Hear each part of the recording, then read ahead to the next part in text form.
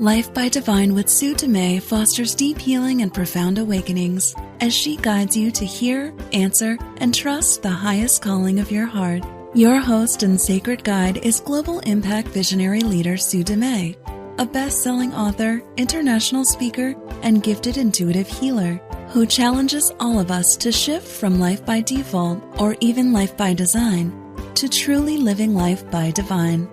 And now, here is Sue Dumais.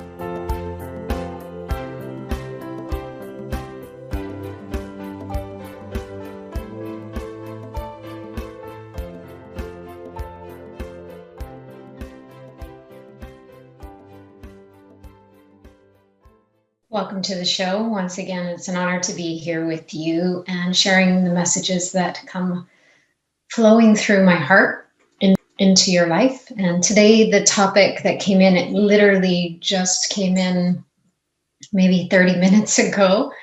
And I wasn't even sure with the radio show this morning whether I would just be going without any topic or not, but I was in deep trust with it. I knew that something would come in or I would just start speaking at the time that the show started, and the topic just popped in. It was how to keep your head and heart in sync. And I know a lot of people have asked me, I've been asked this question many times. How do I get out of my head and into my heart? How can I trust that it's my heart and not my head? How do I know the difference between head and heart? But also I get a lot of people feeling like their mind and their head is actually almost the enemy of their heart. It's working against the heart. It's like working against that knowing in the heart. And it's in conflict, a whole different game and on a whole different angle that doesn't feel like alignment. And the challenge is when it comes to having our head and heart in sync, is one, it's not always easy to discern, and we don't always have that awareness in the present moment or right away. So sometimes we actually can look back and go, okay, there's where my mind hijacked my heart. There's where my mind took over, my head took over. Or that you can kind of look back and see or discern the moment where maybe you shifted. Or maybe you just wake up and have an awareness that you've been kind of in your head for a day or two or longer. It's in that moment, if you can have the awareness without judgment, then you'll actually be able to find your way back into alignment pretty quicker than if you have judgment. So the key is then you'll actually be able to find your way back into alignment pretty quicker than if you have judgment. So the key is to practice divine discernment, be aware, present moment awareness.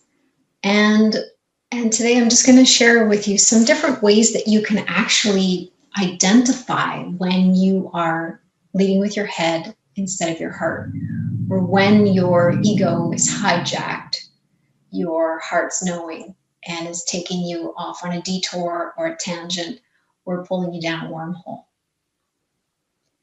When it comes to your heart and mind being in sync, it's essential because it's in that moment when we're in sync and those moments when we're in alignment where life is a little more equipped or more confident to face the challenges that are in front of us. When your heart and mind are in sync, there's an ease and grace. And when we face those challenges, there's a peaceful certainty and a calm clarity that comes with it. But that clarity is not of mind necessarily, it's more clarity of the heart. And when we have clarity of the heart and the mind is coming along for the ride, life is so much easier. And we don't experience the suffering that goes along with the challenge that's in front of us. When our mind and our heart are not in sync and the ego's hijacked your thinking mind, your thoughts, your beliefs, your ideas, your opinions, your preferences, all of those things, your thinking mind, your thoughts, your beliefs, your ideas, your opinions, your preferences, all of those things, when we're exercising more our human will, which is very much often connected to our ego's will, which is founded in fear, then we will experience resistance. We will experience suffering. We will experience a heaviness, a hardness. Life will feel harder, overwhelm, procrastination. There's a number of different ways that this resistance shows up. I define resistance as the gap between what the mind thinks and what your heart knows. And when your mind is not in alignment with your heart knowing, there's a gap. And the further away your thought, away those things are from the knowing in your heart, the bigger the gap, and therefore the bigger the resistance, the more intense the resistance you will experience. The key is to approach resistance as a friend. Imagine it as a finger pointing to where you're not in alignment, a finger pointing to awareness that your head is not in sync with your heart. Resistance can show up in many different ways. It can show up as thoughts and beliefs, thoughts of worry, thoughts of fear, concern, uncertainty, doubt, procrastination. It can show up in the physical body, pain, in the fatigue, tired, drained. It can show up as illness, disease, injury. Resistance can show up in a lot of different ways. It can also show up in the way of technology, your computer crashing or shutting off on you, things you're trying to work on something and it's not saving. You're booking an appointment with somebody and it's not coming together, it's not working. Your schedules aren't syncing. Those are all things to just pause and reflect on and tune into. So instead of focusing on the outside, the things that are seemingly causing the resistance, the ego loves to project outward and go, well, if those things outside yourself would just change, you would feel better. The key is to go inward. What is life bumping up against? What leftover or what density or what idea or belief leftover or what density or what idea or belief or thought or what emotion or what old wound or trauma is life bumping up against? So when life bumps up against your leftovers, something inside of you that needs to heal, and perhaps it's been a deeper layer that's been buried for a while that's suddenly rising to the surface, which is what's happening right now. All of our old wounds, all of our past trauma, individually and collectively, are all rising to the surface to heal. So there's a beautiful clearing that's happening. And at the same time, it's quite an intense clearing for a lot of people, especially for those that haven't done healing work before. Or maybe for some of you that might be avoiding some of those deeper, denser, darker layers. It might feel quite intense. Denser, darker layers. It might feel quite intense. When you bring your mind into alignment, when we can create a level of understanding in the mind can come along for the ride. The mind can join the heart and be in sync or in alignment. And what we're really aligning with is our divinity. We're aligning with our divine will, the life that we're meant to be living at this time, the role that we're meant to be playing at this time. And that role is will impact our lives individually, but also impact humanity and Mother Earth and all of us collectively. So your choice, if all of us actually got out of our heads and into our hearts and let the divine lead our life through our heart, the whole world would change in an instant. Instantly, everything would shift. So the key is how to get out of your head and into your heart, how to stay in that heart space and lead from there, to be guided from that divine knowing, that inner knowing that comes from that beautiful bridge to our divine self, our divine source, our divine spirit. Now I'll take a moment just to talk about the difference between knowledge and knowing. Knowledge is information that we gather, and now I'll take a moment just to talk about the difference between knowledge and knowing. Knowledge is information that we gather and place in our mind. We gather it, we gather evidence, we gather knowledge, we gather research, we gather information. That's all knowledge that we can store at the level of the mind. What we gain usually is limited by our own filters or by the filters of those that imparted that knowledge and we receive that knowledge from. And our filters are based on our mental programming. And our mental programming is based on, a lot of it is based on fear.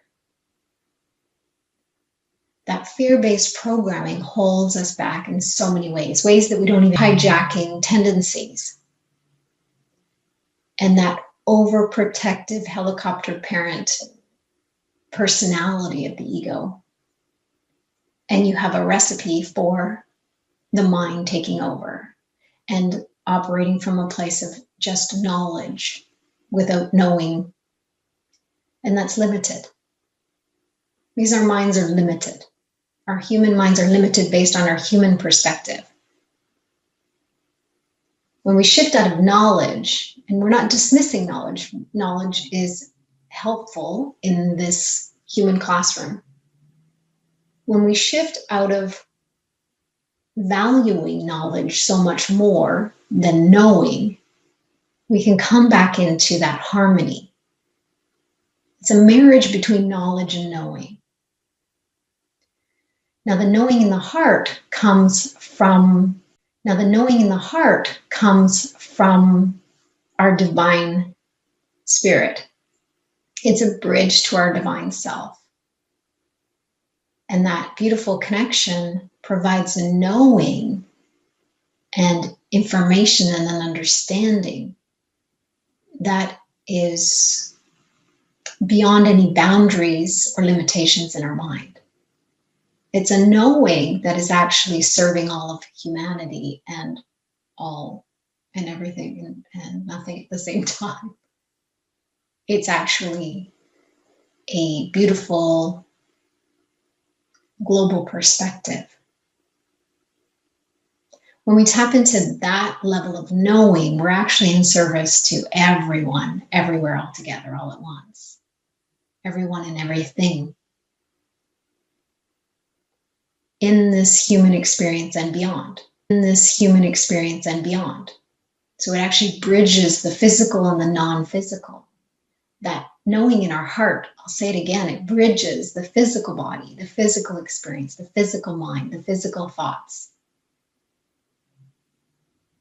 the ideas, beliefs, all of those things. It bridges that human experience, our physical human experience, with our divine nature, with our divinity, with the non-physical, our spirit, our soul. There's a lot of different names for it. You pick the name that resonates deepest for you.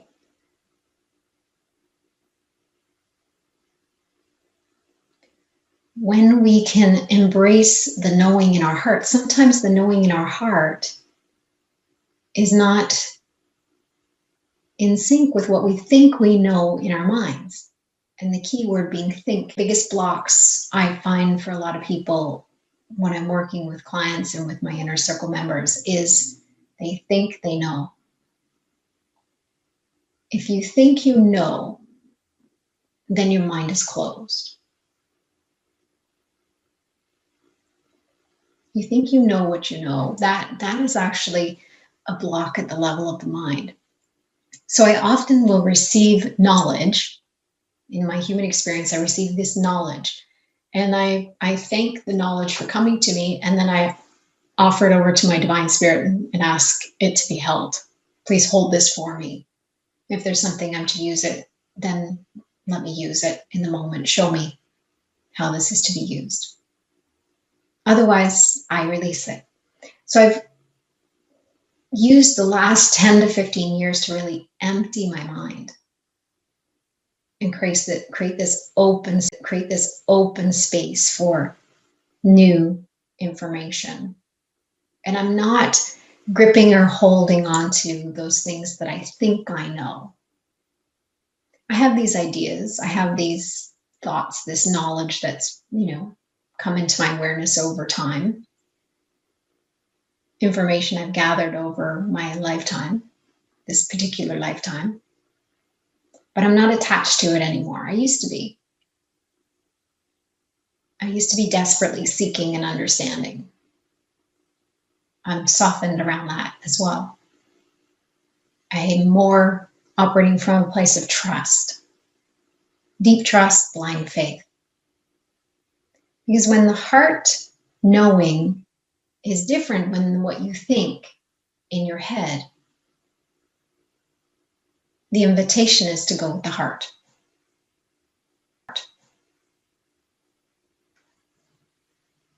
Do you follow your heart even when it doesn't make sense in your head? I do. I've learned over the years, I've been doing this for almost 30 years now. I've learned that the more I trust and follow my heart, even when it doesn't make sense to me, to my own mind, that has led me to the greatest miracles and greatest experiences. And when I witness it with my clients over and over again and encourage them to trust their heart more than what they think in their head, the shifts that have happened are extraordinary. And healing that's happened in such a short time, and experiences are magnified. The heart is almost like your divine life, whatever it is that you're meant to be living. But in the process of getting out of the head and into the heart, we need to create a level of understanding for the mind. So the mind lets go. Because for a lot of people, the mind is in the driver's seat, holding on to the steering wheel, desperate to hold on to control. The illusion of control, being in charge, driving the car, driving the bus, feeling like it knows where it's going, believing that it's got it under control and that it knows better than anything else, including the heart. And the more we add knowledge to that, it empowers the mind to grip even more. So there's an invitation to let go of the knowledge, not let go in the way of erase it, but forgive it over. Don't grip it so tight. Don't grip it so tight. Don't hold on. What if you were to soften your grip on the wheel? Start with that. Soften the grip in your mind. And even try on the idea of letting go of the need to know at the level of the head. And be more curious to experience the feeling of knowing in the heart.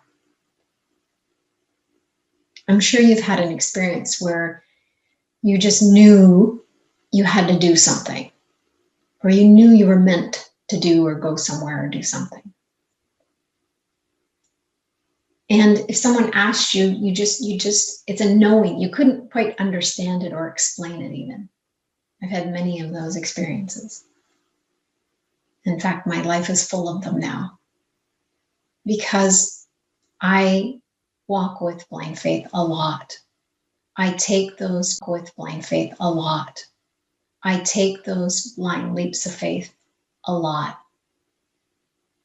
And it's not easy and it takes courage, but it gets easier. It gets easier because each time I do it, I have more confidence and certainty that no matter what, each time I take that leap, that my wings will spread out and fly. Each time I take that leap, there'll be something there for me to land on.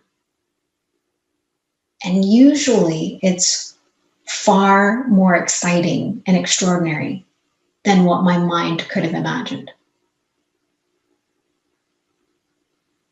So when we live life by divine, we're really making a conscious choice to take the mind out of the driver's seat, to move the head out of the way,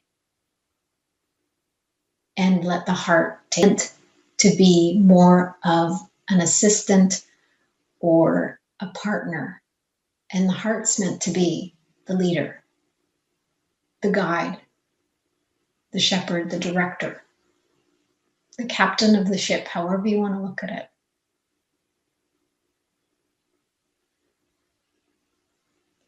As we allow the heart to drive and we invite the mind to take the passenger seat, the mind can enjoy the ride. It can actually curiously look around and observe the scenery and the experiences and walk through the experiences along with the heart.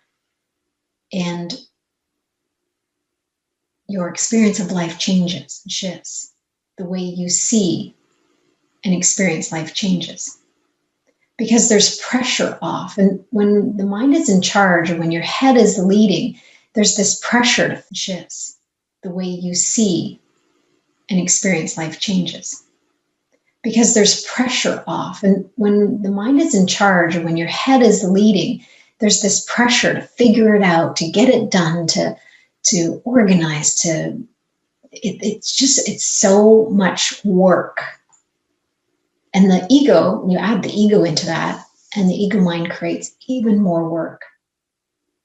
A lot of unnecessary tasks, add-ons, a lot of little detours, distractions. And I'm sure you can experience that just on social media. You go onto social media and you have an intention to post something or to do something. And the next thing you know, you're going down that social media wormhole and hours have passed and you're like, what was I even coming on here for? That's one example of this. Who am I choosing as my teacher or as my guide as I'm exploring social media? Are you there with the ego, looking at everything, getting distracted, following these different wormholes, getting lost, and on major detours, getting you totally off track? Or are you on purpose? Do you feel aligned with what you're seeing and what messages are? And if you feel a message triggering you, do you take that moment to actually process the trigger? To look at the resistance and use it as a finger pointing to what needs to heal. So we can let life distract us. Or we can use life as our classroom for healing and raising our level of consciousness and awareness. And there's a lot right now to get distracted around, for sure. And it's easy to get triggered because there's a lot happening to trigger us. And how you spend your time and your experience of that time spent will determine how you feel, and how you feel will determine what happens in your physical body and in your head. And if you're stressed and worried and or fighting and angry and judging, that energy is worried and or fighting and angry and judging. That energy is like a virus eating you up inside. And it will create a disharmony. Disharmony at the level of the body, disharmony emotionally, disharmony in the mind, even spiritually and energetically. And a lot of people right now, too, are experiencing an energetic disharmony. And that energetic disharmony is a feeling that your mind can't quite grasp or understand. So then the mind takes over to try and create a story to make it make sense. The energy that we're feeling within us and around us creates emotions. It can spiral the mind into worry, fear, confusion, anger, frustration, irritability, feelings of blah, depression. All of these kinds of things can happen when our energies are out of alignment, when our energy is not in sync, or when there's a disharmony, a density that's rising, a resistance that's rising to clear, but we're ignoring it, or we don't know to look there, or it's in our blind spot, or it's a hidden block.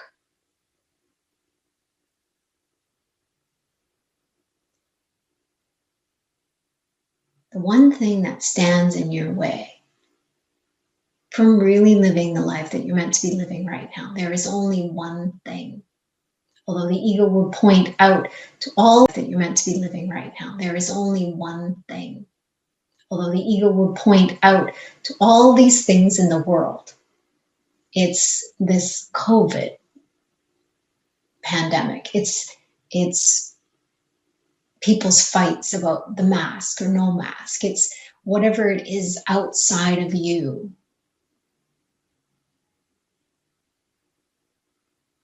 It's about racism. It's about whatever it is that you feel your ego is kind of projecting out there, going, that's the problem. That's why you feel the way you feel.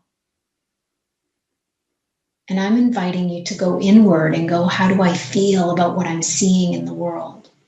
What is my feeling? What are my thoughts and worries? Name them, put them down on paper, write them out. Let yourself witness them. Let yourself feel that. And then tune into your body. Where do I feel it? Where am I holding this? Where am I feeling that anger or that fear or that guilt or that shame? Where am I feeling that sadness or grief?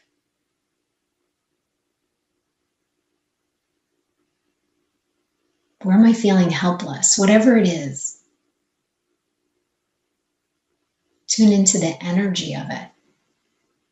Because it often shows up as a density in the body in some way.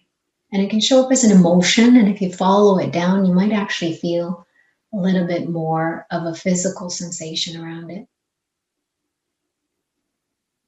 Because whatever energy you're holding, it becomes more and more dense. And the more dense the energy is, the more we experience it as pain or tension or tightness, or it easily feeds our thoughts and our beliefs and our emotions, and they become magnified. So I often go through the body to heal the mind. I go through the body to actually find the root, or the root of the upset. And often it's in the energy body right now. And there's a lot of past life influence in the energy body. There's a lot of past wounds from this particular life held in the energy body. And the etheric body is like a mirror of your physical body, and it holds these memories, these imprints. And while you can heal perhaps a hip injury, the etheric body, or even the energy body, can hold the trauma, can hold the injury. The etheric body, or even the energy body, can hold the trauma, can hold the injury still.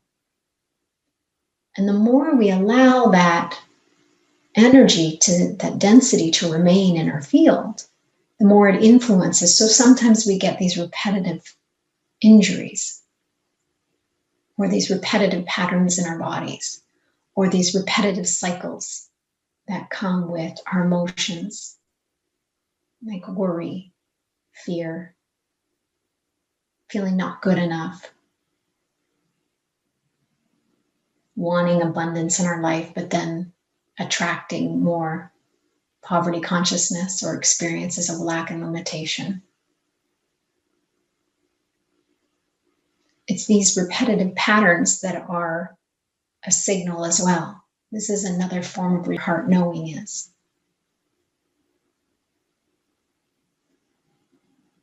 And the more and more we are guided into our heart, more and more we realize there's only one thing that's actually really standing in our way. As I said earlier, it's not all those things out there. It's your own mind. It's your own mind. It's you. You need to learn to get out of your own way. And one way, the best way to do that, is to get out of your head, to let go of control at the level of the mind, and shift into trust at the level of the heart. Trust your divine nature. Trust your inner spirit to guide you, to lead you, to direct you. Use your internal GPS or your intuitive GPS. Let your head take the passenger seat. Let your heart take the lead. Let your heart drive. It knows. It knows more than you know. It knows more than you think you know. It's a knowing that goes beyond the thinking mind. It's a knowing that goes beyond any boundaries in our human experience. It's a knowing that goes even beyond geographical and global boundaries and levels of understanding that we have in this human experience. It's a knowing that taps into the unified field, the quantum field, the knowing that is more an experience of unity. It's a shared quantum field, the knowing that is more an experience of unity. It's a shared knowing.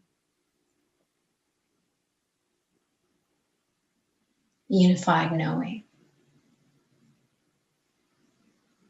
And the beautiful thing is when we tap into that beautiful divine knowing, and our heart is that bridge, we bring that knowing into our heart. We lead from that space. We are allowing our divinity to animate our humanness. We are making a conscious choice to live life by divine, to choose our divine will. And yes, that requires deep trust. And yes, that requires blind faith a lot of time to sort through. But it's also programmed to shift into worry and fear, concern, uncertainty, doubt.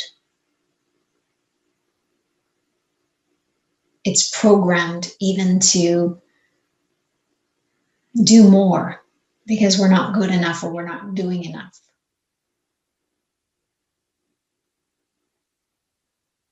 The ego will continue to make us feel like whatever we're doing is not enough, no matter how much you do.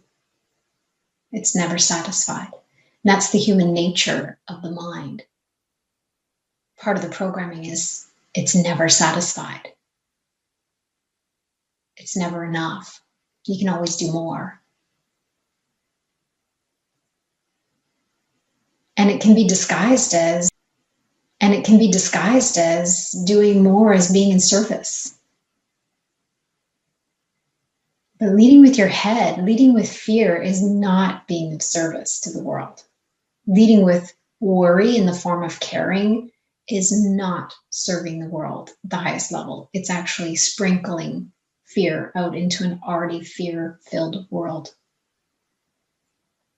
So the question is, do you want to add more fear, or do you want to lead with love? And leading with love may be speaking your truth. Leading with love may be standing up for a cause. Leading with love may be telling someone that they need to stop their behavior and what they're doing is not okay. Leading with love can be fierce, like a fierce warrior standing up and saying no. And it can be a passionate, purposeful,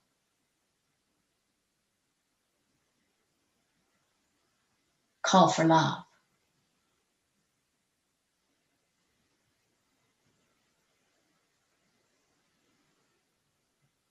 So in every moment that you experience resistance, just know that your head is not in sync with your heart. And if you can follow the resistance, if it's showing up as a behavior or an emotion or a thought, follow it. If it's a physical sensation, close your eyes and tune into it, feel into it. Curiosity and wonderment at the level of the mind, because in that space of curiosity and wonderment, there's no room for judgment.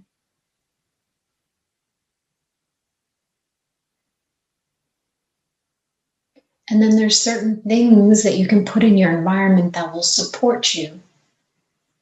It can support you emotionally, mentally, spiritually, energetically, even physically.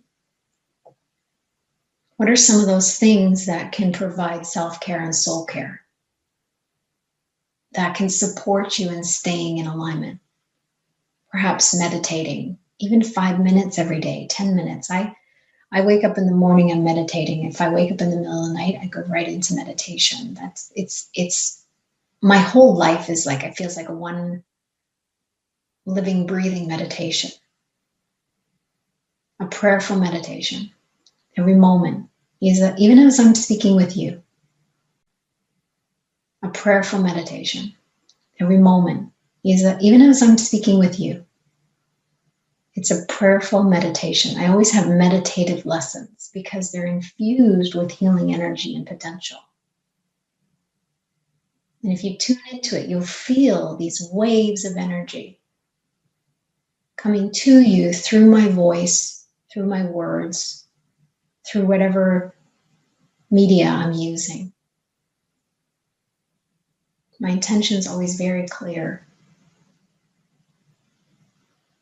And perhaps yoga is a piece that really supports your stretching or moving your body in a way that feels good, dancing, walking, swimming, running, whatever it is for you. And it's not about going out there and forcing it and making it happen. It's about really being fully present in it. Imagine you're walking as a walking meditation or running as a running meditation. I was talking to my husband the other day and he was raking the front lawn. We have these big cedar trees. There's 4 big cedar trees in our new place in the front yard. We've had some windstorms, so all these like big branches and all these needles came down from the cedar trees. And so he was raking, and I think he's raked like the last 4 weekends, and he has all these buckets and buckets full of recyclable stuff. And I said to him, I'm like, do we need to get someone to come and like help do like raking? He's like, I actually like raking because it's very therapeutic for me. I'm like, all right. I'm like, it's not for me, so I'm glad it is for you. So what is it that kind of things can you add in your day, or what things do you know actually support you to be in alignment? Maybe it's a guided meditation or just breathing, taking 10 deep breaths, even one deep breath. Even checking in every once in a while and checking to see if you're actually even breathing, because a lot of times people hold their breath.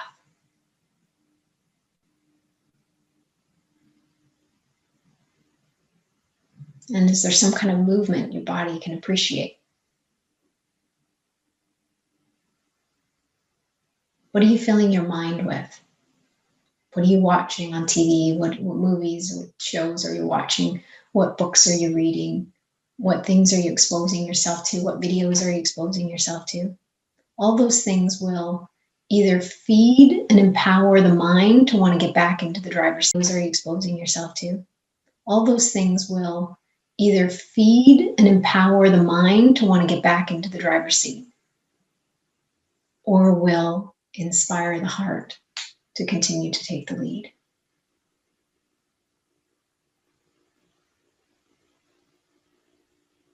Do you let yourself feel your emotions when you feel them? When emotions are rising up, do you give yourself some space? Remember last week, maybe it was Friday, I can't remember which day it was, my husband's been watching the news because with his work, they're paying attention to all the COVID numbers and the stats because they're trying to decide whether they're going to open up some facilities and stuff. So he needs to monitor what's happening with those stats. So we had the news on, and there was this news story about an elephant that fell in a well. And initially, the first picture was in a well. He was in the kitchen. I pulled him into the living room. And we're watching, and it turned out to be a 25-year-old elephant. And this was in India. A 25-year-old elephant fell in a well. So it must, obviously, a big, wide well, but a big, massive, heavy elephant. And my heart just sunk. I could feel like the grief. I could feel the fear, the concern of everybody around, but also the elephant itself. It was very much in tune with the energy and the emotions. And then it turns out they were actually able to find a way to rescue this elephant and pull it out of this well. And it was fine when it came up. It was okay. It's those kinds of stories that really strike my heart. And so I started to have this attunement to nature and animals. I've always been connected to animals, and I've always had this real heart, pull, this strong pull and compassion for animals. And if I see an animal hurt, I tear up very easily. And I started to tune into the collective field of animals right now, and I felt this real pattern of grief rising up, this energy, this dense layer of grief for all animals in the world, just their own grief or the collective grief of all the animals that have been here and that are here. And it was quite intense, and it was quite interesting to navigate that level. I've tapped into animals individually and maybe even like a group or a herd, but to feel like the collective grief of animals rising, that was intense. That was intense. I work a lot with the collective energy with humanity, and I've worked a lot with animals in the past, but more and more that's coming back in. I used to be a vet tech. I used to work at a vet clinic because I was so connected to animals. I still am, but this layer surprised me. And what I realized is when I allow the energy to move, I allowed my own grief to wash up, and I allowed that collective grief to wash just outside of my energy field. So I actually invite it outside of my field and not inside my field in my body, because it's too much work and too much intensity for my sensitive body. So I bring it outside of the field and I allow it to rise up from there, because I support it as a light worker. I'm supporting the collective energy. And I'm saying yes to my assignment. My assignment here on this earth as a healer is to work with the collective, work individually and collectively with humanity, with animals, with Mother Earth, with the elements, all of it. And I say yes to that that heart work. I say yes to that assignment. And that brings me great purpose and peace at the same time. So what is your assignment? What's one of your assignments here on this earth? There's a purpose to your life. There's a reason you're here. And you don't have to find a purpose in a sense. You just need to feel on purpose. But that purpose is already programmed in your heart as a knowing. And if you're in your head trying to think about what that is, you can bring yourself, it may not be what it is. I've had this experience several times over the years, many times, where I thought I was on a path doing something specific. And I thought it was clear, this is it. This is my purpose. And then I was redirected. So for me, my purpose is to follow my heart, is to let the divine lead my life and be of service in whatever way I can. And one of my assignments happens to be working with collective energy, collective wounds. And I say yes to that. So say yes to the knowing in your heart. Start there.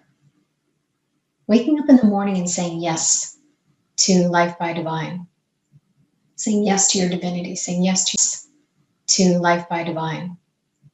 Saying yes to your divinity. Saying yes to your heart. Saying yes to your soul is a powerful intention. Never underestimate the power of yes. That yes energy expands so many things, including your mind. So begin with some of those things, some of those ideas, trying on this idea and this concept at the level of the mind. Create enough understanding there so that your mind comes along for the ride.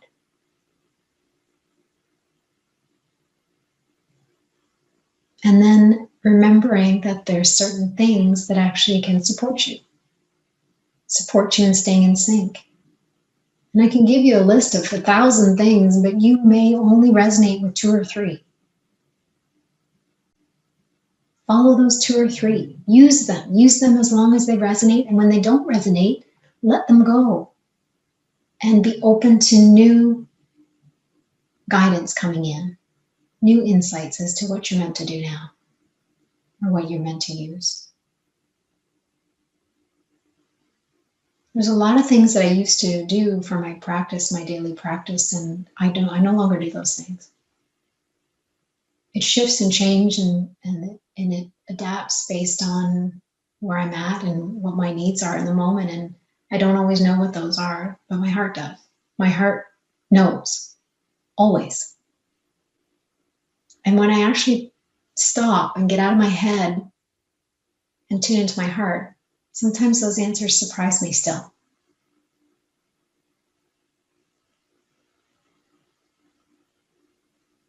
So I invite you, going down into your heart space, setting an intention to let your heart take the lead.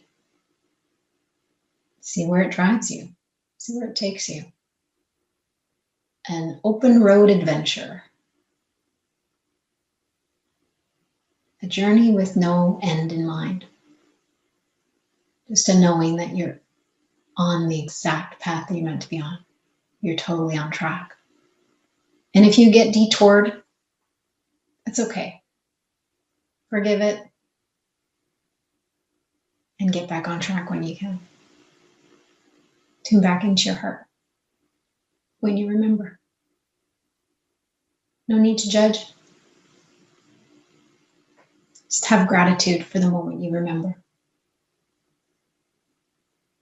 And if you need support, of course, you know where to find me. heartledliving.com. HeartLED, find me. heartledliving.com. HeartLEDliving.com. And then on Facebook, it's Heart Yes Movement is the group. If you need more support in unwinding the ego, you can check out all of my offerings at heartledliving.com. If I'm meant to support you, if I'm meant to do work with you, if you're meant to be part of my inner circle, then you'll know. Your heart will lead you there. And if you're not meant to work with me, and you're meant to be aligned with somebody else, trust it. Trust your heart. It knows. It knows more than your mind thinks. I want to thank you for tuning in. I appreciate you. I honor you. I see your divine nature, and I invite you to let it out more and more, to embody your divinity while embracing your humanness. And just know that your life has purpose. You're here for a reason, and the world needs you now more than ever. So begin with just saying yes every morning to the role that you're meant to play, the assignment that your divine spirit has for you that day. Just begin with saying yes, moment to moment, and see what happens. I appreciate you. I honor you. Until next time, love and blessings.